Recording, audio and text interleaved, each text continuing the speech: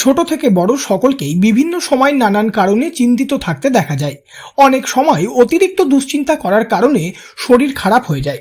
চিন্তা থেকে মুক্তি পাওয়ার জন্য খেতে হয় ওষুধও। তবে এই বিষয়ে আর বেশি ভাবার কোনো প্রয়োজন নেই। শুধুমাত্র দিনে কয়েক মিনিট সময় দিলেই আপনিও দুশ্চিন্তা থেকে পেয়ে যাবেন মুক্তি। যোগাসন এবং প্রাণায়ামের মাধ্যমে এই সমস্যার সমাধান করা সম্ভব। এমন বেশ কয়েকটি যোগাসন রয়েছে যেগুলোর মাধ্যমে নিজের মনকে শান্ত রাখা সম্ভব। চলুন জেনে নেওয়া যাক কি কি যোগাসন রয়েছে যেগুলো নিয়মিত করলে শরীর এবং মন সুস্থ থাকবে। এই বিষয়ে যোগা এক্সপার্ট প্রীতিলতা বন্দ্যোপাধ্যায় জানিয়েছেন। প্রথমেই আমরা করছি পদ্মাসন। 15 থেকে 20 সেকেন্ড পর্যন্ত এটাকে রাখতে হবে, ছেড়ে দিয়ে আবার একটুখানি পাটাকে নাড়িয়ে নিয়ে আবার পুনরায় উল্টো পায়ে এটা করতে হবে। আমরা করছি গোমুখাসন। গোমুখাসন করার জন্য আমরা প্রথমে যে কোনো একটা পাকে আমরা ভাঁজ করবো। আমরা ডান পা দিয়েই করছি, ডান পাটাকে একটু ভাঁজ করে নিচ্ছি আর বাঁ পাটাকে ঠিক এই যে ভাঁজ করছি এর হাঁটুর ঠিক নিচটাতে নিয়ে আসছি। এবার এই ডান হাঁটুটা আমি মুড়ে দিচ্ছি, মুড়ে আমাকে দেখতে হবে ঠিক এর সমান সমান হবে আর কি, এবং পা দুটো এইভাবে থাকবে।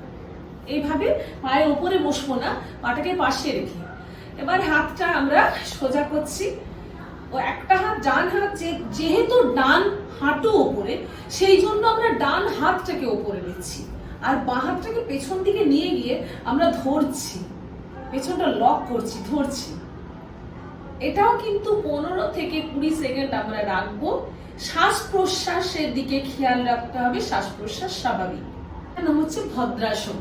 এই ভদ্রাসনটা করতে গেলে আমরা একটু বাটারফ্লাই এক্সারসাইজটা মাঝে মাঝে করে নিলে আসনটা ভীষণই উপকার দেয়।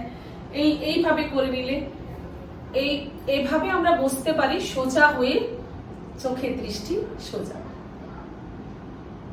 এই একটা করতে পারি, আর একটা হচ্ছে এখানে নমস্কার। তা আমরা সচরাচর আমরা এটাই করি ভদ্রাসন। পদ্মাসনটা কিন্তু খুব ভালো হয়।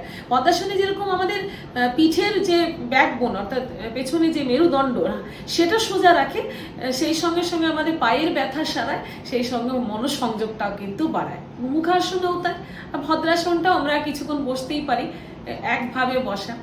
আর আসন হচ্ছেই ধীর স্থিরভাবে সুখকর অবস্থান, সেটাই হচ্ছে আসন। যোগা এক্সপার্ট প্রীতিলতা বন্দ্যোপাধ্যায়ের কথায় যোগাও এক ধরনের ওষুধ। বিভিন্ন সময় রোগীদের ডাক্তাররাও যোগা করার পরামর্শ দিয়ে থাকেন। সব মিলিয়ে যোগা খুবই গুরুত্বপূর্ণ একটা জিনিস। চিন্তা তো দূর হবেই, তার সঙ্গে শারীরিক আরও বিভিন্ন উপকারিতা পাওয়া যাবে যোগা থেকে।